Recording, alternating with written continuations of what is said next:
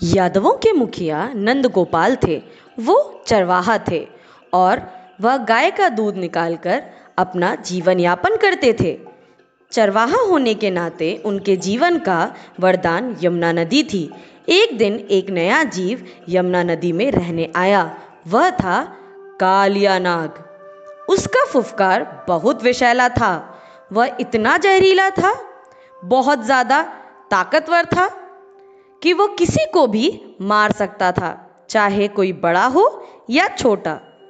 जैसे ही कालिया नाग ने अपना घर यमुना नदी को बनाया, उसने पानी को इतना विषैला कर दिया कि नदी में रहने वाले सभी जीव जंतु मरने लगे। नदी का रंग बहुत काला हो गया। अगले ही दिन कृष्ण अपने साथियों के साथ यमुना नदी के किनारे गाय चराने गए। वह अपने साथियों के साथ बहुत देर से वहां खेल कूद रहे थे। उनके सारे दोस्त गेंद से खेल रहे थे। अरे मुझे दो गेंद। कृष्णा, अब मेरी बारी है। अरे अरे मुझे तो दो। अरे बाबा, सबको मिलेगी। अरे अरे अरे अरे, ये क्या? छपाक! गेंद नदी में गिर गई। कृष्णा, तुम ही जाओ अब इसको निकालने, तुमने ही गिराई है। हाँ हाँ, जाता हूं। कृष्ण नदी के किनारे एक पेड़ पर चढ़ गए और नदी में छलांग लगा ली। सारे साथी उनका बाहर ही इंतजार करते रहे और कुछ भागकर यशोदा माँ को बताने गए। यशोदा कृष्ण की माता हैं। जैसे ही सभी चरवाहों को इसके बारे में पता चला, सभी डर के मारे नदी के किनारे भागे। कृष्ण नदी में तैरते तैरते गेंद ढूंढ रहे थे। तभी उन्हें सोता हुआ कालिया नाग दिखा। उसी के पास गेंद गिरी हुई थी और कालिया नाग ही नदी को विषैला बनाने का कारण भी था। कृष्ण नदी को शुद्ध करना चाहते थे उस दैत्य से। कालिया नाग उसी वक्त नींद से जागता है।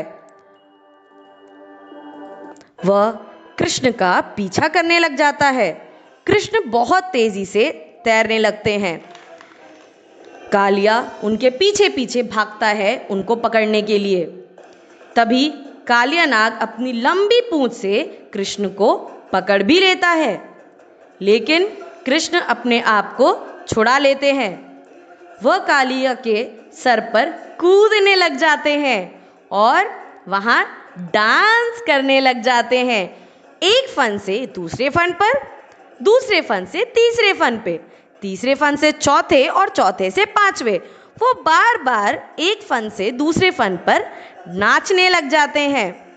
कालिया नाग बहुत परेशान हो जाता है और वो हार मान लेता है।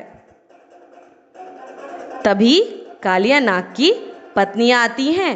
वो बहुत डर चुकी हैं और वो जैसे ही बाहर आती हैं तो वो हाथ जोड़कर कृष्ण के सामने खड़ी हो जाती हैं। कृष्ण कहते हैं, मैं तुम में से किसी को नहीं मारूंगा। यहाँ यमुना नदी में मनुष्य और जानवर सभी पानी पीने आते हैं। पानी को तुमने रहकर जहरीला कर दिया है और पानी को जहरीला करने का अधिकार तुम्हें नहीं है। यहाँ से चले जाओ, यहाँ से चले जाओ और मैं तुम्हें छोड़ दूंगा। ये सुनते ही कालिया और उसकी पत्नियां वहां से चली जाती हैं। यशोदा माँ और सारे चरवाहे, सारे ग्वाले बहुत खुश हो जाते हैं और वो कृष्ण को अपने साथ नाचते गाजते वहां से ले जाते हैं।